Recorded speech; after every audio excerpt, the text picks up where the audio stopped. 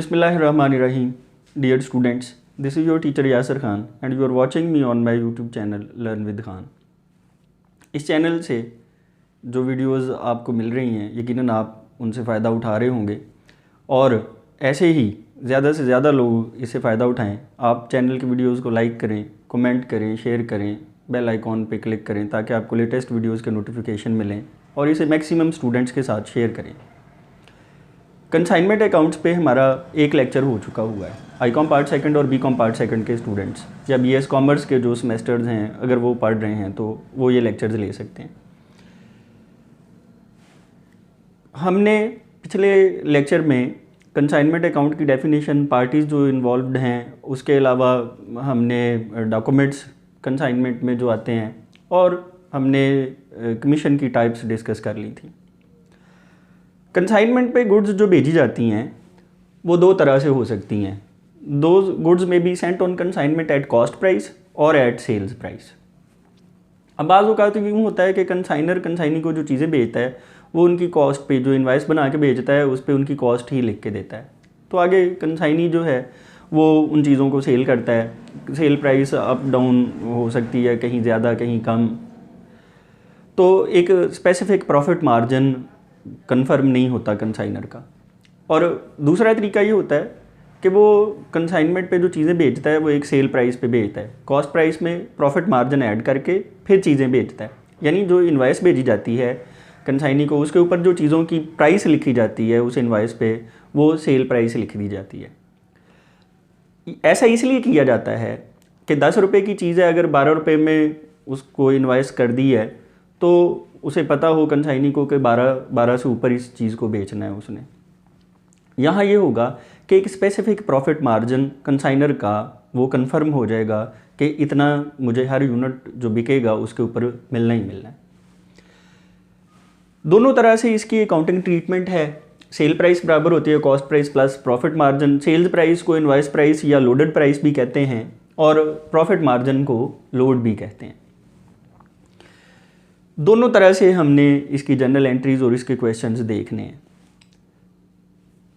Journal entries आनी है और इसमें अकाउंट्स बनने हैं। और जब भी जर्नल की बात हो तो आपको जो भी आपने फर्स्ट ईयर में बेसिक्स में पढ़ा है कि जर्नल एंट्री कैसे करते हैं, वो प्रोसेस आपके जहन में हमेशा वो याद रहना चाहिए। तो उस प्रोसेस को रिवाइज़ करें जर्नल एंट्री करने के। बाज़ औक़ात यूँ होता है स्टूडेंट्स कहते हैं कि जी हमें जर्नल वाला चैप्टर आता है, हमें वो फ़लाना चैप्टर उसमें जर्नल एंट्री हुई हैं वो आती हैं, लेकिन ये जी कंसाइनमेंट की नहीं आती हैं या हम ब्रांच की एंट्रियाँ नहीं कर सकते। देखिए असल मसला ये है, अगर आपको जर्नल एंट्रीज़ प्रॉपरली आप को पूरे कॉन्सेप्ट के साथ आती हैं तो फिर कोई इशू नहीं है, फिर कोई मसला नहीं है। ऐसा नहीं होना चाहिए कि आप कहें कि जी एक चैप्टर की तो जर्नल एंट्रीज़ आप कर सकते हैं लेकिन बाकियों की नहीं कर सकते। जर्नल एंट्री का प्रोसेस ठीक होना चाहिए और ये प्रोसेस यहाँ पे ही चैनल पे लेक्चर्स पड़े हुए हैं फर्स्ट ईयर के, आप उनमें से देख सकते हैं, आपको वो प्रोसेस मिल जाएगा। उन लेक्चर्स को देख लें ताकि आपका जर्नल का प्रोसेस रिवाइज हो जाए। यहाँ भी मैं आपको थोड़ा सा बताता चलूँ, अकाउंट्स में जितने भी खाते हम इन्वॉल्व होते हैं, जो हम बोलते हैं, जिनको हम यहाँ पे रिकॉर्ड करते हैं, उनके हम 4 ग्रुप बनाते हैं, 4 हेड्स हैं, 4 क्लासेस हैं, एसेट्स, लाइबिलिटीज़, रेवेन्यूज़ और एक्सपेंसेस। और उन चारों के रूल्स हैं। एसेट्स और एक्सपेंसेस का एक रूल है, उनमें इजाफा होगा तो उसको डेबिट करना है और उनमें कमी होगी तो उसको क्रेडिट करना है। और 2 हेड्स लाइबिलिटीज़ और रेवेन्यूज़, उनका एक रूल है कि उनमें इजाफा होगा तो उसे क्रेडिट करना है और उसमें कमी होगी तो उसे डेबिट करना है। तो एसेट्स एक्सपेंसेस का रूल एक जैसा है, लाइबिलिटीज़ और रेवेन्यूज़ का रूल एक जैसा है और ये एक दूसरे के मुतज़ाद हैं। 4 हेड्स हैं और उनके ये रूल्स हैं, इसको आप जहन में रखें।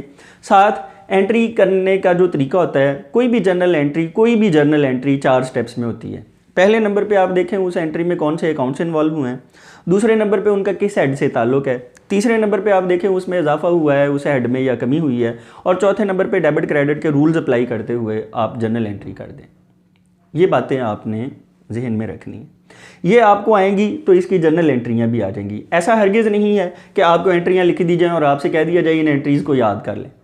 एंट्रीज़ को याद करके कुछ नहीं होगा, आपको एंट्री बनानी ही आनी चाहिए। Goods Saint on consignment at cost price, दो हिस्से हैं इसके, हम कॉस्ट प्राइस के हवाले से पहले एंट्री हैं इसकी डिस्कस करने लगे हैं। Journal entries in the books of consignor, consignor की बुक्स में भी एंट्रियाँ होती हैं और कंसाइनी की बुक्स में भी एंट्रियाँ होती हैं। पहले हमने कंसाइनर की बुक्स की एंट्रियाँ डिस्कस करनी है, उसके हवाले से वो एंट्रियाँ जब करनी है हमने, तो वहाँ जो अकाउंट्स इन्वॉल्व होने हैं उनको डेबिट या क्रेडिट क्या सोच के करना है। दो खाते जो बार बार कंसाइनर की बुक्स में डेबिट क्रेडिट होने हैं, एक कंसाइनमेंट अकाउंट है और दूसरा कंसाइनी अकाउंट है। ये दो अकाउंट्स बार बार एंट्रीज़ में आने, तो यहाँ ये रूल्स मैंने लिखे हैं कि आपने क्या सोच के उनको डेबिट या क्रेडिट करना है। टोटल 13 इवेंट्स हैं जर्नल एंट्रीज़ के जो आपने यहाँ पे डिस्कस करने हैं, और उन 13 जर्नल एंट्रीज़ के बाद मैक्सिमम 3 अकाउंट बनेंगे, कंसाइनमेंट अकाउंट, कंसाइनी अकाउंट और goods Saint on consignment account. तो वो लेजर्स हैं। अगर आपको जर्नल बनाना आता है तो फिर लेजर बनाते हुए कोई इशू नहीं है, कोई प्रॉब्लम नहीं आनी चाहिए। अगर किसी बंदे को ये जर्नल से लेजर में पोस्टिंग हम पहले भी कर चुके हुए हैं, जर्नल की एंट्रियाँ ठीक हो गई तो पोस्टिंग ठीक हो सकती है। जर्नल अकाउंटिंग का सबसे पहला और सबसे मुश्किल काम, ये सही हो जाए अगर किसी का, तो उसकी अकाउंटिंग बेहतर हो जाती है, अकाउंटिंग ठीक हो जाती है। और एक बात आपने जहन में रखनी है, आई.कॉम के स्टूडेंट्स ने और बी.कॉम के स्टूडेंट्स ने या बी.एस. कॉमर्स के स्टूडेंट्स ने आम तौर पर ओपनिंग स्टॉक ऑन कंसाइनमेंट, उसकी अकाउंटिंग ट्रीटमेंट इस लेवल पे डिस्कस नहीं की जाती है। क्लोजिंग स्टॉक ऑन कंसाइनमेंट है, ओपनिंग स्टॉक ऑन कंसाइनमेंट की ट्रीटमेंट नहीं है। 13 इवेंट्स कैसे हैं? अब ये ऐसे है कुछ, जब भी कंसाइनर कंसाइनी को चीज़ें भेजता है तो वो उसकी एंट्री करता है।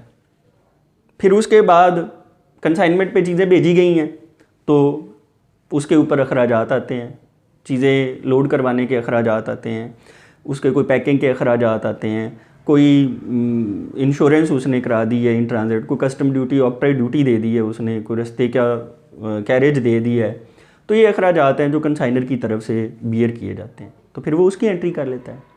और तीसरे नंबर पे जो इवेंट होगा वो आपने जहन में रखना है कि जब भी कंसाइनर कंसाइनी को चीज़ें भेजता है, बाज़ औक़ात यूँ होता है कि वो उसे एडवांस ले लेता है, क्योंकि चीज़ें भेजी जाती हैं एक पैसे रहें गारंटी के तौर पर, वो चीज़ें बेचेगा, उनमें से जो पैसे आएंगे फिर वो एडवांस में भेजे हुए पैसे, अपनी जेब से किए गए अखराजात और कमीशन के पैसे डिडक्ट कर लेगा और बाकी पैसे हमें भेज देगा। एडवांस लिया जाता है, एडवांस की एंट्री करनी है। 3 एंट्रियाँ ये हो गई।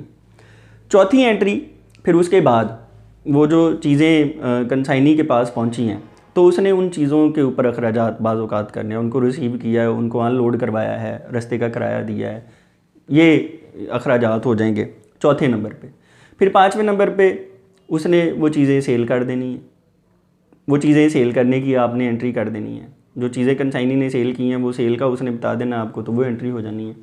फिर 6ठे नंबर के ऊपर आपने जहन में रखना है कि अगर बाज़ औक़ात होता है कि वो गुड्स टेक ओवर कर लेता है, जो कंसाइनी होता है वो खुद ख़रीद लेता है चीज़ें, उनमें से खुद रख लेता है, अगर उसने खुद कोई चीज़ें टेक ओवर की हैं तो उनकी एंट्री हो जानी है। 7वें नंबर के ऊपर कमीशन की एंट्री आनी है, जो भी नॉर्मल है, डेल क्रेडेर है, ओवर राइडिंग कमीशन है, उसकी एंट्री आनी है। 8वें नंबर पे बैड डेट्स का इवेंट होगा, उसकी एंट्री होगी। 9वें नंबर पे लॉसेस, नॉर्मल और एब नॉर्मल जो लॉस हैं वो हमने रिकॉर्ड करने हैं।